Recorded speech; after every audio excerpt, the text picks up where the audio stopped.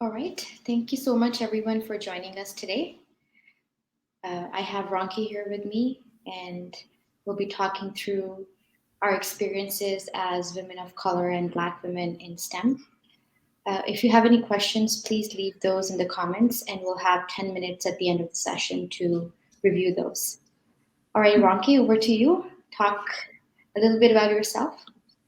Thank you, Gul. Thank you for joining me here in this LinkedIn Live on Black women and women of color in STEM and tech. Um, I would like to talk a little bit about my background and my experience, not only as a Black woman in tech, but also about growing up in a society that is predominantly different from me. And I say different, not white, because I have different experiences here.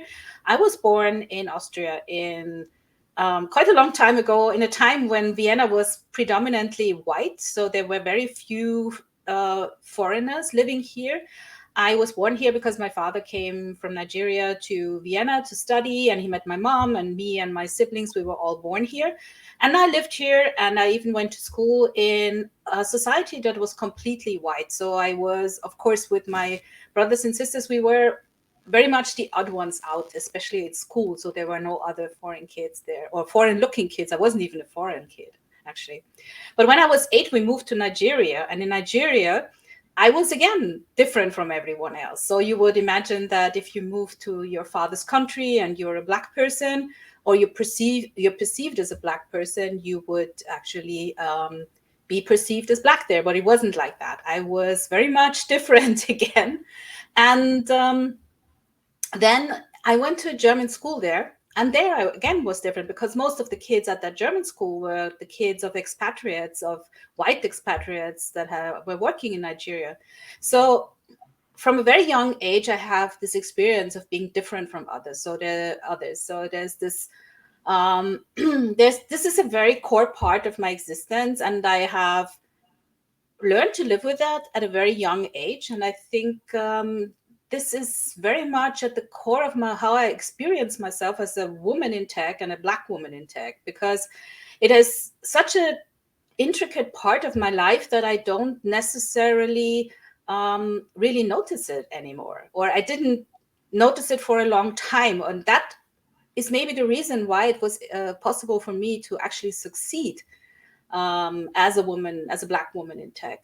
And it wasn't just, in my childhood or my youth. When I came back to Austria in the 80s of the last century, it sounds really weird when you say last century, but that's what it is.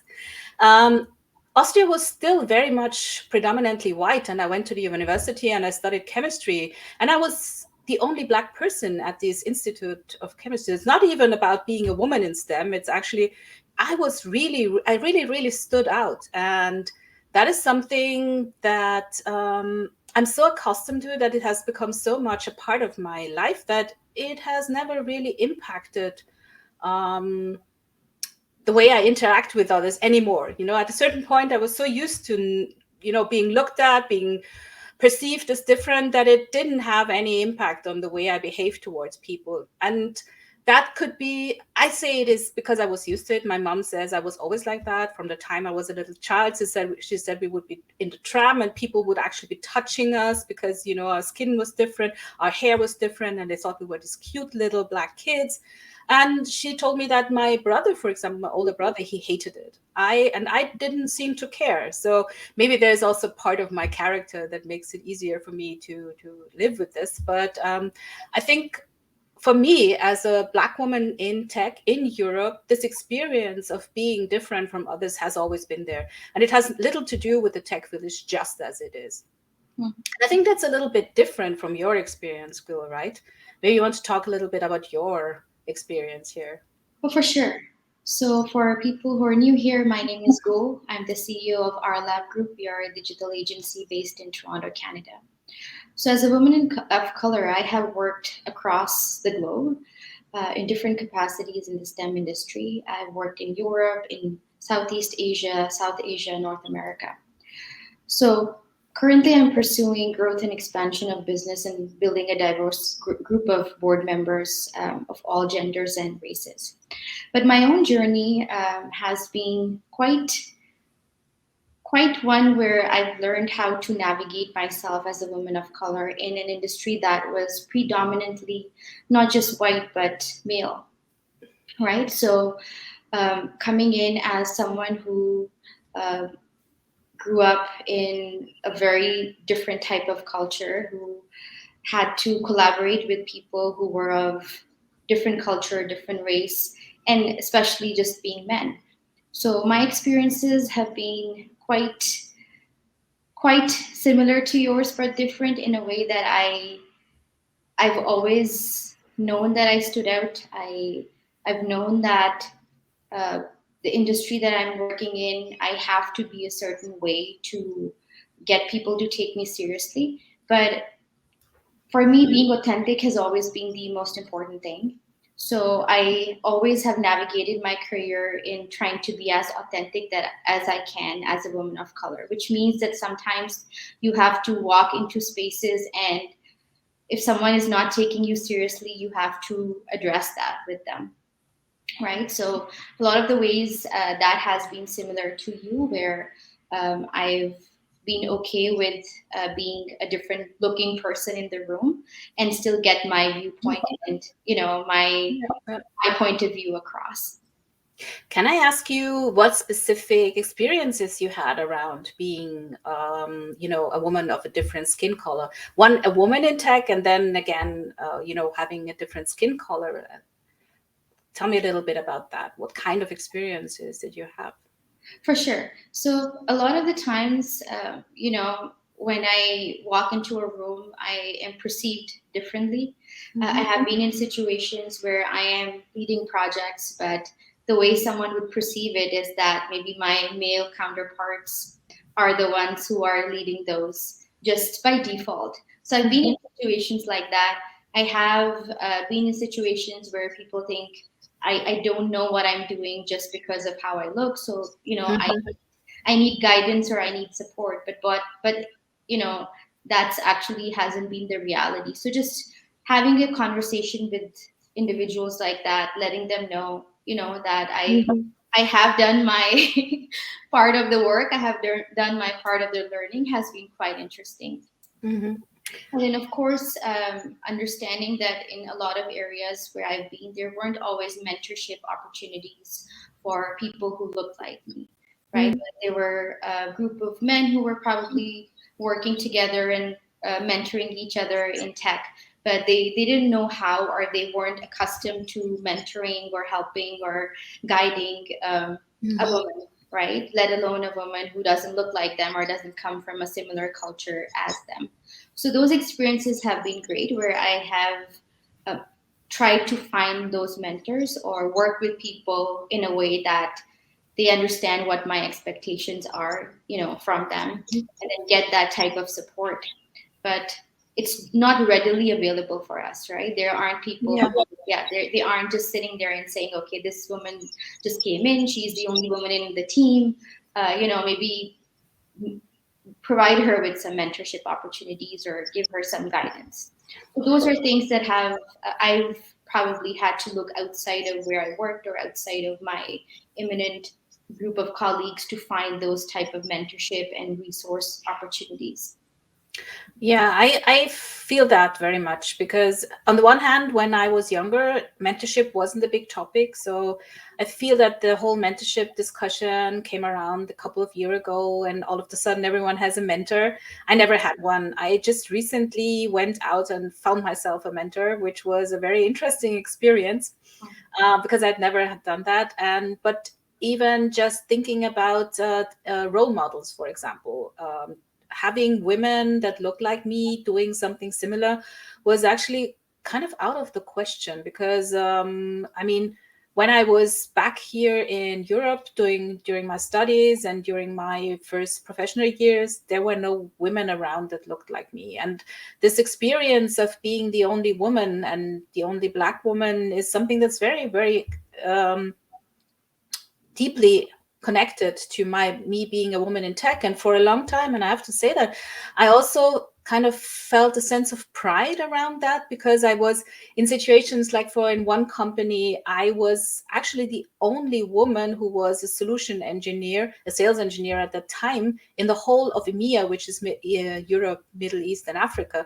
So that also comes with a certain sense of pride, of course. And at the time, I didn't realize what I don't want to say that, but what a terrible situation that actually is, being the only one. And there's the other, there's just the one side that you're the only one, and then there's the other side that, your managers and your peers, they also use you kind of like a token, not as, what I mean, like showing you off, because they have this one woman and they're also proud of it, and nobody realizes how weird that is, actually bragging about that.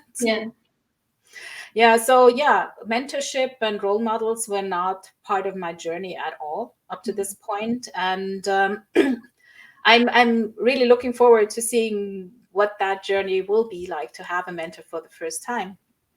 But coming back to the whole experience that you talked about, I think one thing that I remember is that for a long time, I was perceived as very exotic, even though my skin isn't actually that dark. And people couldn't necessarily place where I came from. So there was everything from, are you Indian? Are you South American? Blah, blah, blah. So they never understood that I was from Africa. But I think this perception of how exotic I am has changed a little bit. So the perception of skin color has changed, right? Yeah. Do you experience this as well? For sure. I can tell you, as a woman of color, and probably you've experienced it too, you can change shades in summer compared to when you're in winter. And I live in Canada, so we have quite a lot of winter. And I significantly get darker, 2, 3 shades in summer. So I have experienced that differently. And I've spoken to a lot of my peers who are dark skinned. And I think that perception of being a light-skinned Black woman or woman of color and a dark-skinned woman of color, there is a difference between how people perceive you, right? With the change in how people look, plastic surgeries, a lot of people now think I am white passing, which is not true. Like, I am very evidently a woman of color, but that has changed because of the influence of fashion, of how you look, of social media.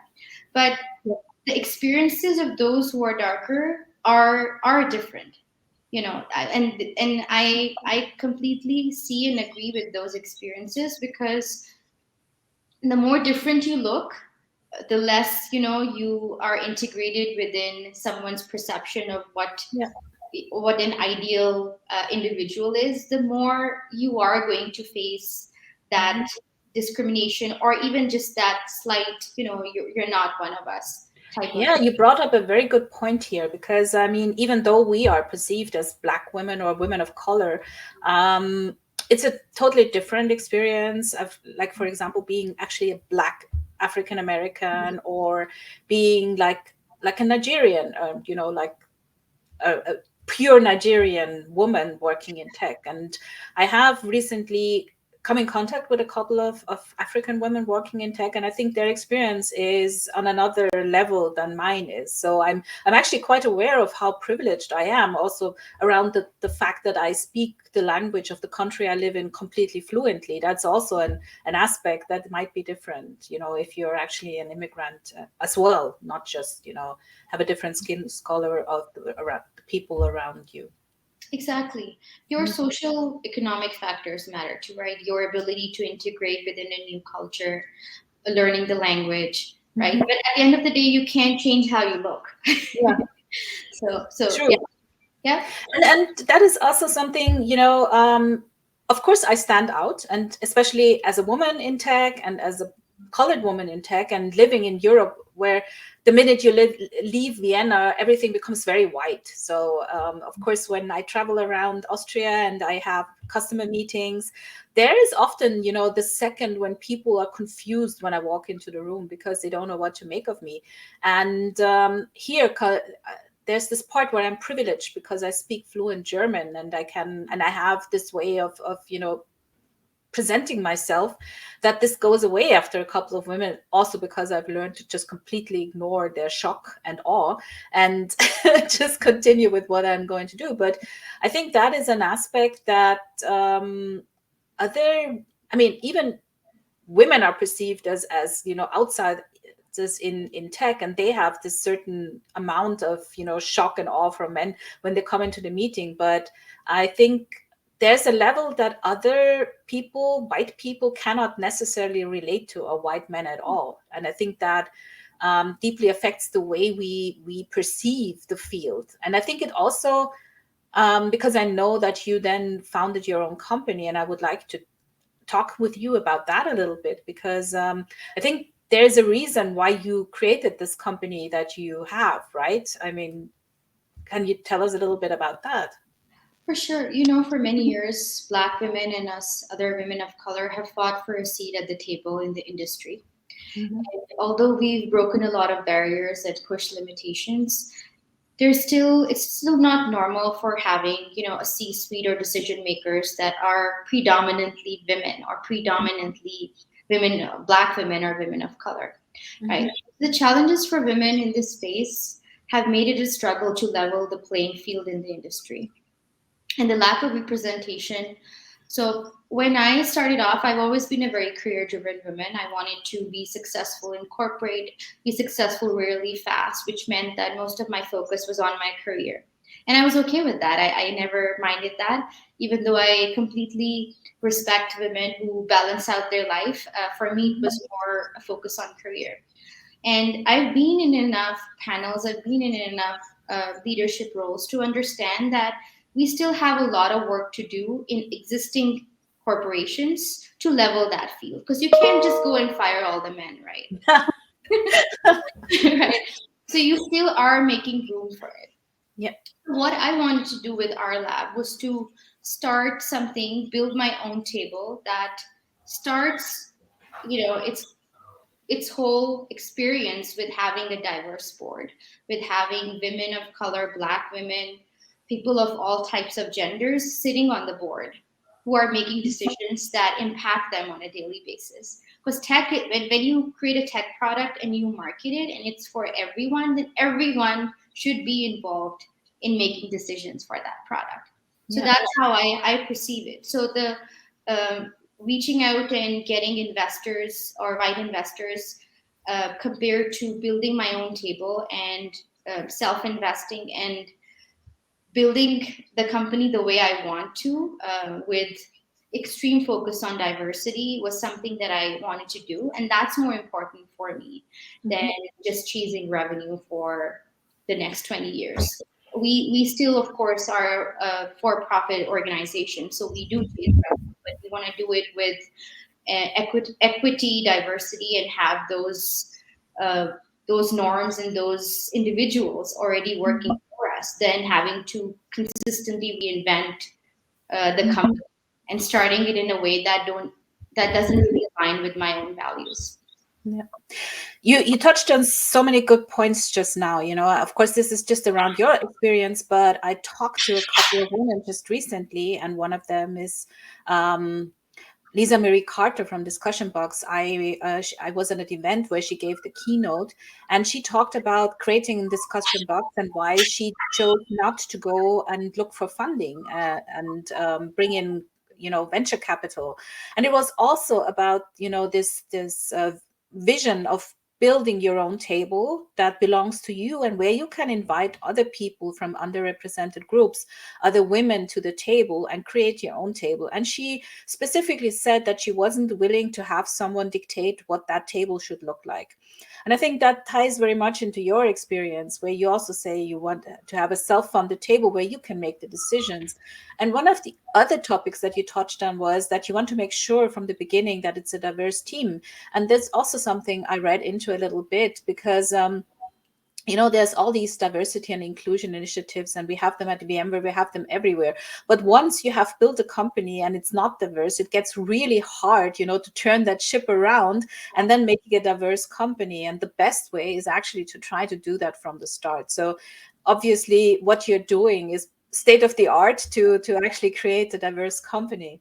And Exactly. there's all these other examples, right? I mean, we talked a little bit before this event about that. And there's Serena Williams, for example, who is building her own venture capital firm. And I think this is such an amazing thing because first, there are not enough venture capital firms that are run by women. There are not enough venture capitalists that are women, and it's so difficult to get funded as a woman at all. So it's so great to have like this black icon, create her own venture capital firm and create a space and a table for other people who don't belong to the mainstream. Let's put it like that.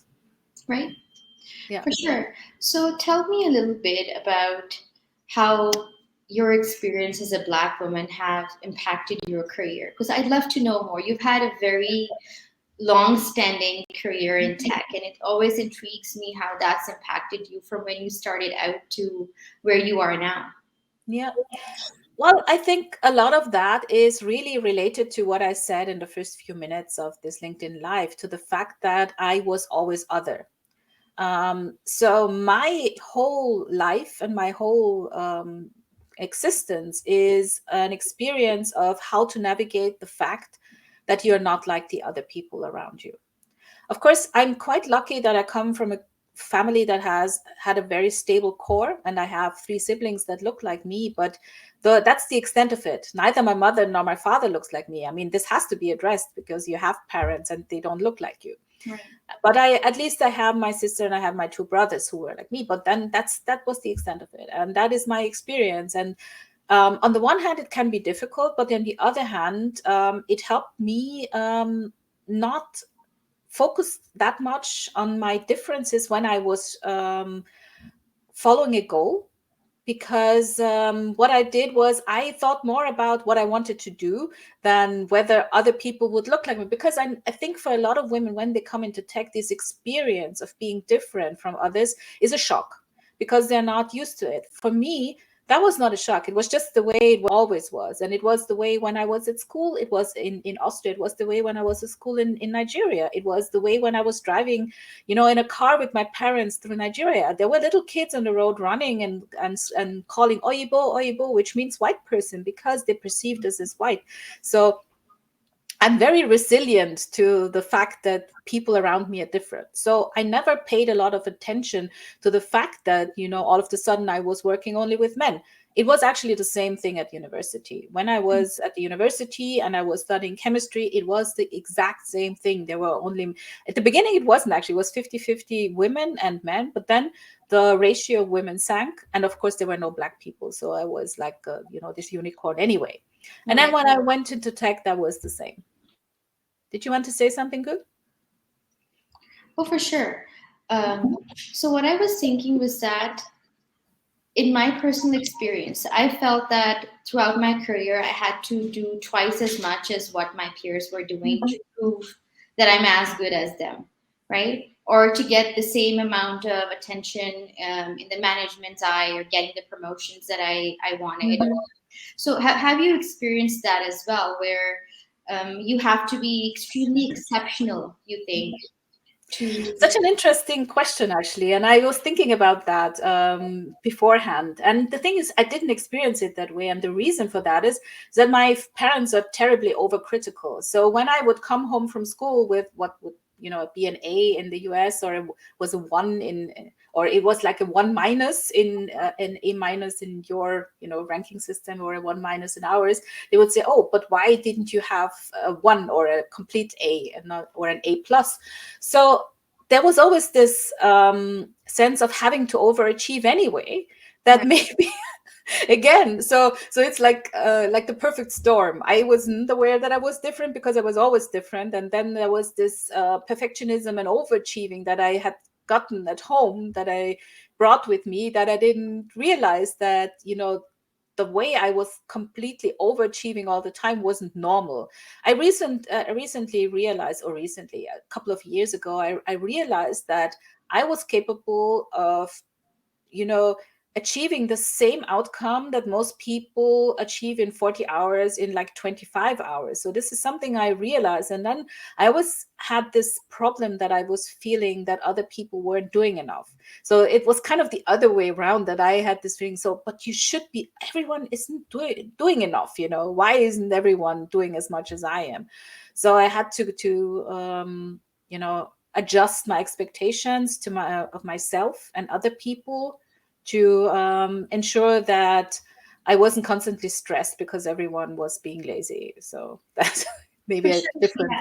So I think that manifests as us turning out to be overachievers, right? We have Yeah. to get everything done faster, better, and it can become a cycle that it's sometimes hard to break out of. Like, I think I've been burned out for the last 10 years. And just now that I've started to really regulate that, focus on career, but also on myself, Yeah. right? Yeah, and even now, I think my career is still a higher priority for me. But what I've learned is that those patterns of putting too much pressure on yourself, always being on the go and wanting to do more, achieve more, learn everything, you know, that makes us self-motivating, right? I think that's maybe the only good thing that comes out of it. Yeah. And then there's this other part. I mean, I have this, of course, I'm overly perfectionist and all these things, which I'm trying to address, obviously. But then there's the other thing.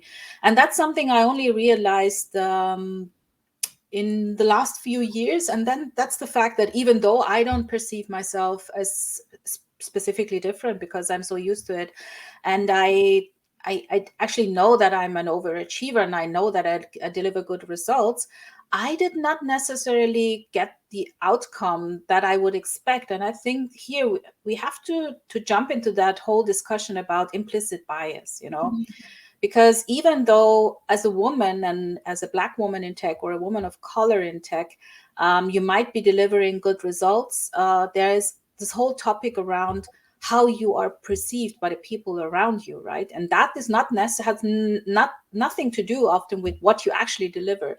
So a lot of people, just by seeing that you're a woman, will assume that you don't deserve a promotion. They will assume, and some people do that. And sometimes with friends, I joke about it, but some people actually really assume that I am like the quota woman, you know, because, Right. and with some friends, I joke about, yeah, and I hit 2 quotas at the same time because I'm a woman and I'm also a Black woman. So you have already filled 2 quotas. But the sad thing is that there are actually people out there that think that you get what you have because of, you know, because someone is hiring you as a token Black person or woman, right? I Exactly. would. Hmm? What is your experience around this whole implicit bias thing, especially because you are also a younger, good-looking woman in tech? And I say this specifically not because I want to talk about your looks, but because I know that when you're young and good-looking, there's also this perception around who you are, right? I would definitely tell you that a lot of my journey has been getting very, very specific biases towards how people perceive me. I might look like I'm very pretty, but I'm also very willful and very headstrong, and I really, really like to bring forth the best work that I can produce. So having high standards doesn't always line up well with everyone. And that has been me throughout my career, where I wanted to learn, I wanted to be really good at what I do, whether it's just working on data on an Excel sheet to actually running algorithms. For me, it has always been very important to be very good at things. So I have noticed when people have biases towards how I look or how uh, feminine I am, which, you know, was another discussion I once had with a colleague around, you know, women who work in technology should look and be a certain way. I'm like, why is that? I can still be a woman and still be good at my job, right? Because your results and the outcomes you produce have nothing to do with what you look. It has everything to do with your discipline, your drive, how good you are, how much you practice, you know, the strategic mind that you acquire and you utilize Yeah. as you learn. So definitely those type of biases I have seen. People have perceived me in certain ways, which I didn't really think was myself. But that has happened throughout. And I have seen situations where, irrespective of producing outcomes, I did not get, the promotions that I wanted, or uh, the salary even at some point earlier on in my career that I wanted, right? So those are things that I have learned over time in how to, communicate those things to people and how to navigate it. But I think where the world should be moving towards is us not having to do 10 times more the effort to achieve the same outcome that our peers who are more privileged are achieving, right? So true. Yeah. So true. And I totally relate to that as well, because I feel that as a woman, in a male dominated space, you already have the issue that, the whole workplace is geared towards men's behavior pattern. And it starts with the way you communicate where you're going. It starts with, and there's a whole self-promotion topic, though. Let's not even talk about that, how men self-promote themselves and we don't, a lot of women don't. And it's something you have to learn. All these topics are there if you're a woman. But then on top of that, you have the problem that and I mean, I have had this problem for a long time, because even when I was in my 40s, I still looked very young. So now you are these very young looking woman and you work in tech, and people just tend to assume that you're not as competent as you are. And this is something that makes it so difficult to actually, succeed. And you mentioned that it shouldn't matter what you look like, and this is something that's so important to understand, that and that is something that I think that the managers in a modern workplace have to, really be trained for, to understand that it is not important what a person looks like. And this is something we have to start looking at, especially in hiring and promotion, all these. And this is and here we are in the whole topic of diversity and inclusion, and what we have to do to make it a level playing field for everyone, you know and yeah, I would like to talk to you about that a little bit, because obviously you're running a company now and you have this goal of having a diverse team. So and it is a topic you're passionate about, of course, but what are the strategies you think are most important to make this possible, a diverse team and a level playing field? For sure. So having to work as hard as I did to achieve, what my peers would achieve, what I've learned is that it's really important to accept yourself as someone who's different and not let it get to you first. So there's effort to be done on an individual side, right? But also in companies, tech executives should be very intentional with their strategy for creating visibility for women in STEM, women in tech, especially women of color. Because both internally and externally, we need allies, right? We need people who are changing their mindset, who are changing the way things are perceived. And it restarts with the leadership of that company to start making those changes, right? Because you are the ones who are making decisions, you are the ones who are building the culture. Now, I am not always a very top down individual in how I perceive work dynamics, but when you talk about your bottom line, you're not paying them so much for them to care as much, about what culture do you want to achieve within the organization, right? So it is your job to set those standards. It is your job to set those norms, and it is your job to be an ally to those people if you really truly want to build diversity and have women of color and women in general be part of tech. And I mean, that way you're making room for them to be seen and heard. And that alone can break so many barriers, right? Us not getting the voice we should in the building of products, of how they impact them. Having an ethics panel on a tech product that you're building or a machine learning algorithm that you're building is very important, because if you are someone who thinks long-term impact of technology, long-term impact of a product, you need to keep those opinions and those voices. They should be heard. They should have a say in how things are impacting them.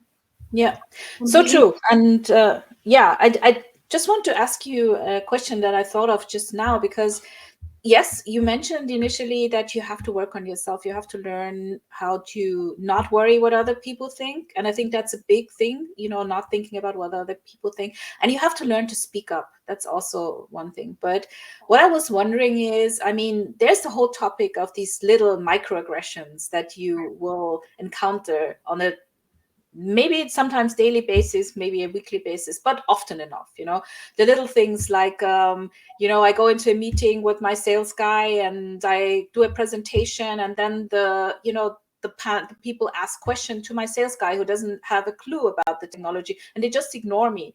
And I mean, things like that. How do you learn not to mind? Let's put it like that, because you have to learn not to mind and still speak up. Yeah, that's a great question. I think, and I really try to avoid using this word, but resilience that we have acquired as women of color, as Black women, we need to keep that part of ourselves working unless we see significant changes in the society, which is going to take time. It requires a degree of self-awareness for people to really start seeing their biases, start really self-reflecting and looking at how the way they perceive and the way they talk, the way they treat other people impacts their mental health. And it does. When every time you're standing there, a qualified person with a title, with a job, who is continuously on a daily basis second guessed, right? Of course, it's not easy to having to stand and explain yourself or having to prove yourself over and over to be considered a qualified individual or someone who has the knowledge and the authority in their field.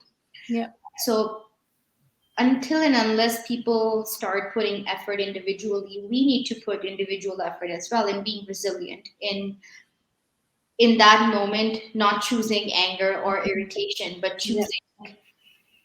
choosing to communicate and say, okay, I am the tech, very good. Tech person here. This is what my opinion is. This is what we should be doing. Navigating the conversation back to yourself is a skill that you have to learn. And unfortunately, you do have to learn. I mentor women, young women in tech, and that's what I tell them is that in my ideal world, we don't have to do that, but we don't have an ideal world yet. So being resilient, being able to choose communication and standing your ground, but still being respectful when you are put into that situation where you are having to explain yourself or you're perceived differently because of how you look is a skill set. Yeah. And I'm not always choose the higher road because a lot of people say that. And that means that you put aside what you actually feel and what you actually are to make someone else comfortable. I don't believe in that. I think people only learn when they are put into discomfort. I myself have remained in discomfort all my life, that now change is just a part of life for me.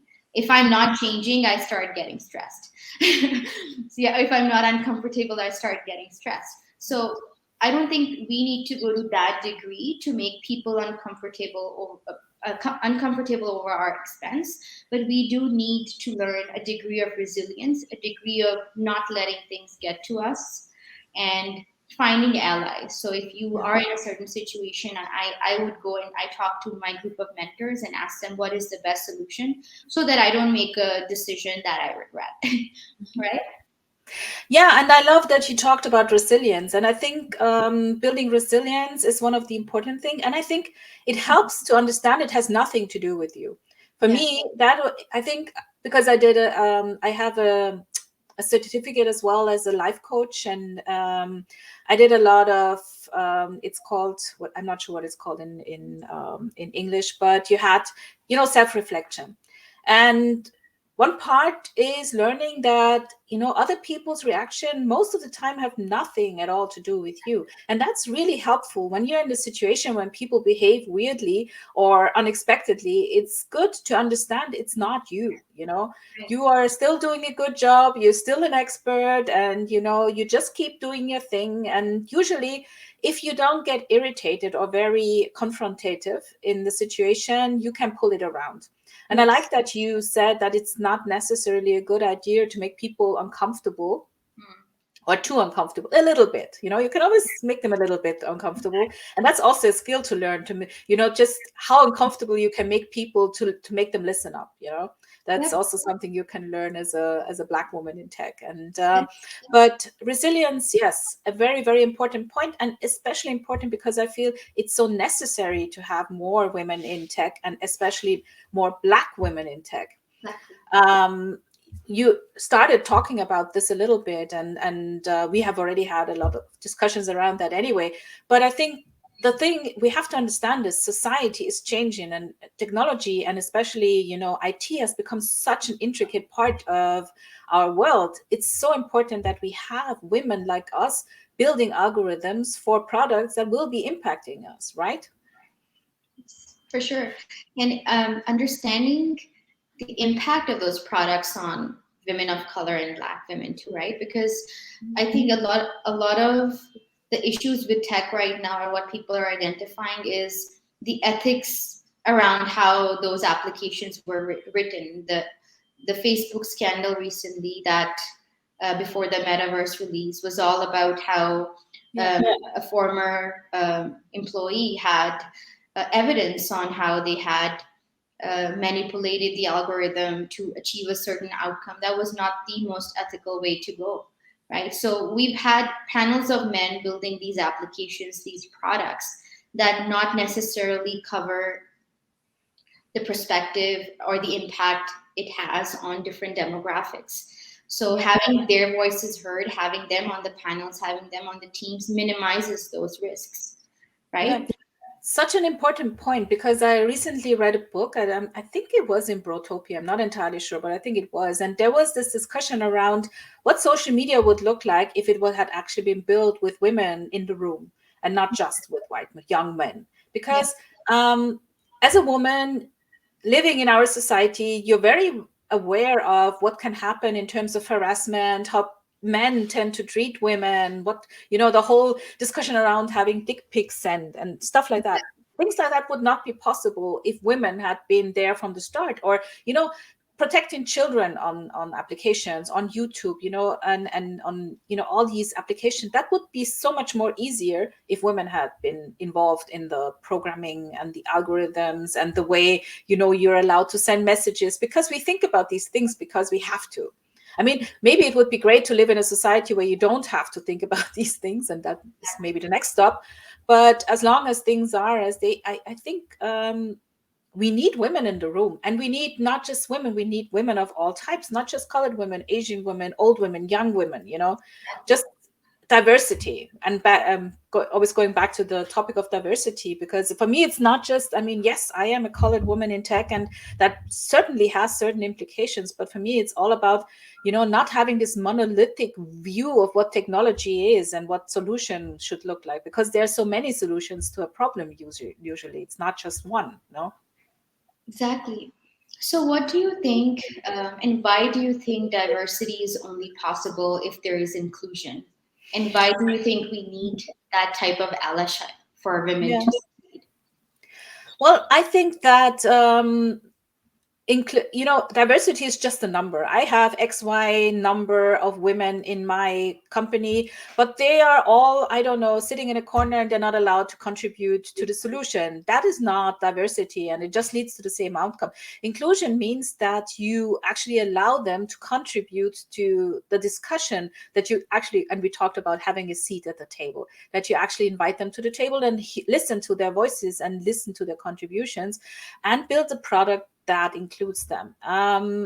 That's why inclusion is important. Just having people of different colors in the room, and then the same people making the decisions, and the product doesn't change anything. It's just Just basically, then you're like decoration. And that's actually a point I want to talk about a little bit, because a lot of companies do that. They bring women on board and then they use them kind of like window dressing. When there's an event, when there's International Women's Day, they will bring them to the forefront. Then they will present them to the audience. Say, look, this is the woman we have. And often there's just one woman, or maybe two. So inclusion for me means that you're not decoration, that you're actually part of the workforce. You have the same voice, you have the same opportunity, you get the same kind of promotions, money, all these. That's inclusion. And that is the only way that you can actually make women or other underrepresented groups be a part of the progress and the, how can I say, the outcome. Yeah. For sure. And I think this can happen if individuals who have privilege can acquire a degree of self-awareness, right? Because it all starts with individual effort, the ability to walk into someone else's shoes, understand their experiences by observation. Even if you haven't experienced them, we are capable of perceiving experiences, even if we haven't gone through them ourselves, and to observe our own actions and decisions and critically think, because all of us have biases instilled within us depending on where we've grown, what programming we've received from our parents. So it is our responsibility to look at those triggers that we have, those biases through which we see the world. And one of my mentors says that to me every time I want to expand the way I perceive things, is to zoom out, like stop looking at things from your lens and zoom out and look at it holistically. Right? Such a good point. Yeah. And I see that Michaela, she wrote something about bias. She says bias that is baked into products, services, processes continues to be a source of discriminatory impact. And that's just the thing. I mean, we have to be very clear. Everyone has bias, and that's not necessarily the issue. The issue is that you think that your bias is truth, and then it becomes part of an algorithm or a program. And we talked a little bit about this recently. You remember the hiring algorithm from Amazon is one of the greatest examples, when they tried to build an algorithm that would, scan CVs, and then they made a misogynist algorithm because all their data was misogynist already, tainted. So only the white men in a certain age and demographics would get accepted by that algorithm. Exactly. Right? And that's so interesting, right? And I actually think it's funny because they use their own I mean, you have a problem, and you have the problem that you're always hiring men and the same kind of men. And then you take the historic data that you have created with that problem and train an algorithm. Who does that? I mean, I think for me or you, it would be immediately apparent what the outcome of that would be, right? Exactly. So that's such an interesting example, really. Yeah.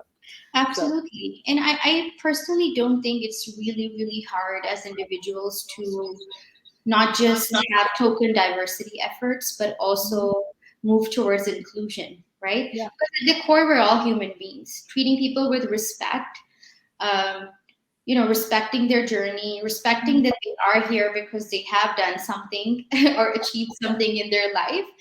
That's just normal, good human behavior. Yes.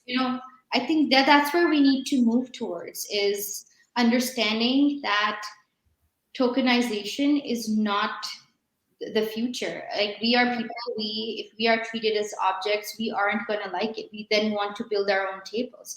But the way you can actually make a company or an environment diverse is making the voices heard of everyone who's impacted within that community. And that's exactly what I want to build at our lab, is a community where diverse individuals can make decisions, can add their talent, can add their knowledge and their value to the team and to what they produce. And that is the most important thing, from moving from just diversity as a number to actually including people in the decision-making process. Yeah.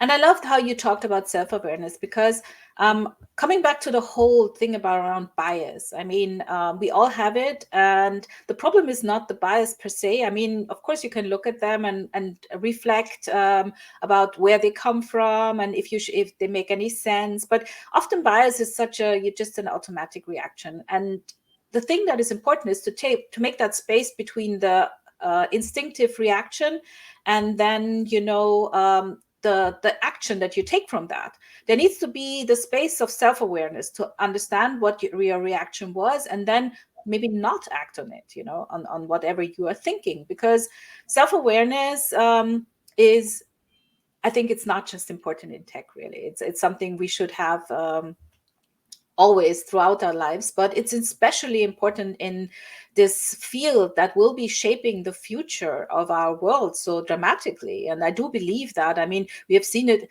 over the last maybe 20 years, but it's going to accelerate, really. So this is a very important time, and we have to make sure that everyone, and everyone is not just women and men, it's everyone, because we could start the whole discussion about whether it makes sense to even, just talk about men and women, or should we include other groups as well? And we definitely should.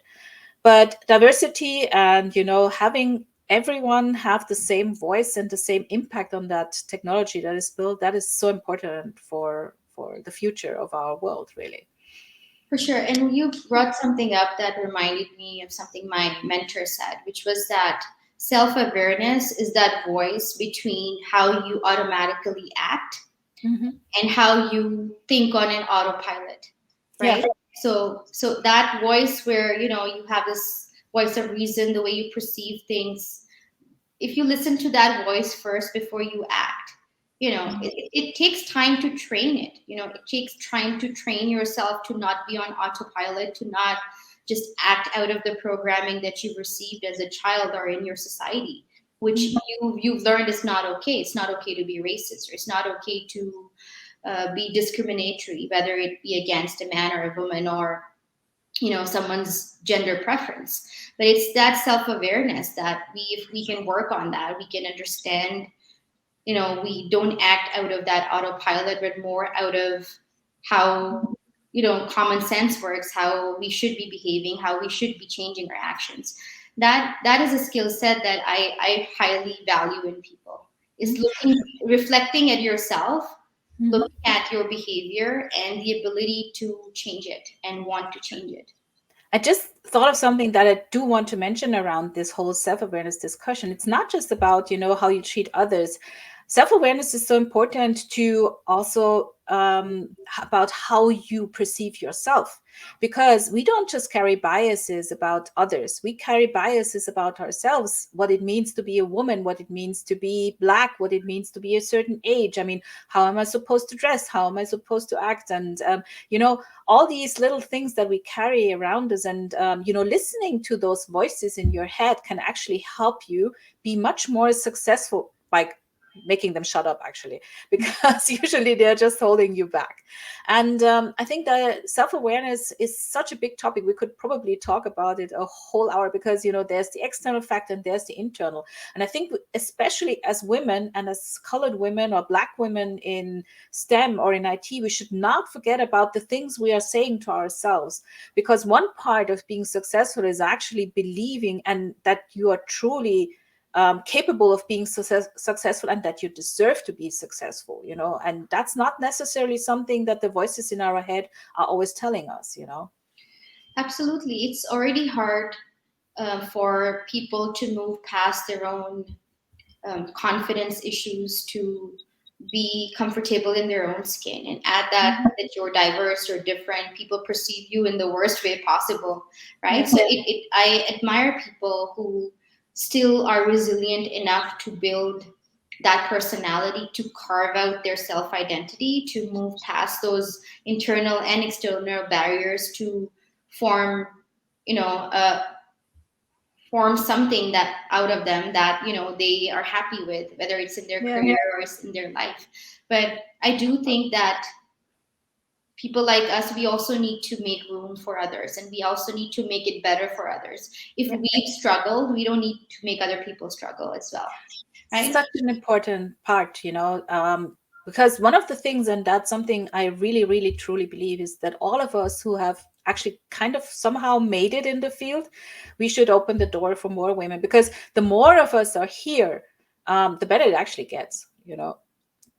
Exactly. So our message for women on International Women's Day. So this was all the talk was about. So I'd love you to share your message before we wrap it up. Well, my message to all the women who look like us, or even who don't look like us, or just women, or everyone actually, is that you belong here. Every single one of you is supposed to be here. And even if for some instance you're just the only one in the room, never ever doubt that. This is not just for a certain demographic, this is for everyone. And I truly believe that. And if you want to succeed, you will find a way. There will be something you will like doing here. And if you need help, reach out to me or to Gül or any other of the other great women who are already working here. Thank you. And I completely agree. There is strength in numbers. If STEM is what you're interested in, pursue your interests and don't be afraid of it. It takes time, it takes patience, it takes practice, but there's nothing you can achieve, if you put your mind to it. And that's, I'm a firm believer of that. And like Ronki said, we're more than happy to support and guide. You can reach out to us on LinkedIn. So before we wrap it up, you want to see if there are any comments that you want to. There are some really great comments here. I saw a couple, and the last one was one of the last ones was from Ifioma, and she talks about the back talk, that we have to ourselves, and I think this is also such an important thing to address. It's not just other people that are holding us back. Very often we hold ourselves back, and this is actually very painful to understand, that we might be more successful if we are kinder to ourselves and stop saying no, when opportunities arise, or when we want to do something and we wonder if we're supposed to, if we're the right person, if our idea is even good enough. There's so many things there. For sure. Thank you, Glenn. I appreciate that. And Gül is badass. and the Chim Paradox. I haven't read that, but I will. I love reading more about, how I myself can become more self-aware and how I act around different diverse people, right? Because I represent one small part of the diversity that we have around the globe. So it's even my own effort to improve myself and perceive things better and better as I get more information. So thank you for sharing that. I'll definitely get that book. And Michaela made a point around, diversity in age, and I think that's also important, because we have an issue here, because this bias of who is in tech is usually a young white man, and you do get, and as she says, pigeonholed when you're over a certain age, and I think, and I'm very sure of that because I'm getting older, that there is a place in tech for older people as well, and especially around the topic of mentoring, actually, there are mentoring in different areas. There's reverse mentoring from younger people, but I think that also older people have a certain perspective that they can bring into the field that is actually quite useful. It's maybe not around some detailed technical feature, but it's other stuff that we can actually contribute. Absolutely. The different age groups have different perspectives, right? I have mentors of all ages. I co-mentor people who are older than me. They want to get a younger person's perspective over. I want to learn from their experience and the way they think long term, the way they can maybe visualize, or they've learned so much from experience that they can assess the impact on 10 years from now, 20 years from now, maybe better than someone who's younger. So you're right, there are different aspects to technology, not on its core. What language are we using? How are we architecting it, or how are we coding it? But also around how is this impacting us? How is this impacting the secondary, individuals or environment or whatever in that technology is impacting? There are different age groups who can give different insights on it. Younger people on how it's impacting them as individuals. Older people have more insights to add on a more societal scale, maybe, or a more long-term thinking scale, right? So there's a lot we can learn and a lot we need to learn from other people, and that includes not just women or not just people of color, but people of different demographics. And for me, ageism is one of the most deteriorating thing you can do to individuals, because they've finally worked and learned from experience and have gotten to a degree of awareness where, you know, we all strive to achieve, and now you're replacing them, right? So that is not the way to proceed. And I think the more inclusive you make tech environments, the more input you take from different demographics, the better your product is going to be. Not just in a monetary fashion, but also in its overall impact on the world. Yeah, I agree. Yeah. Very true. So we actually made it to the top of the hour, and I want to say thank you to everyone who joined us and for the nice feedback you gave us. Thank you, Michaela. Thank you, Ifioma. Thank you, Amy and Katie and everyone else for being here. Thank you, Gul, for your time. It was amazing talking to you. Thank you, Ronki. I would love to connect again, and maybe you guys will see us again. Okay, bye, everybody. Have a wonderful evening or day wherever you are. Yeah. Bye. Goodbye.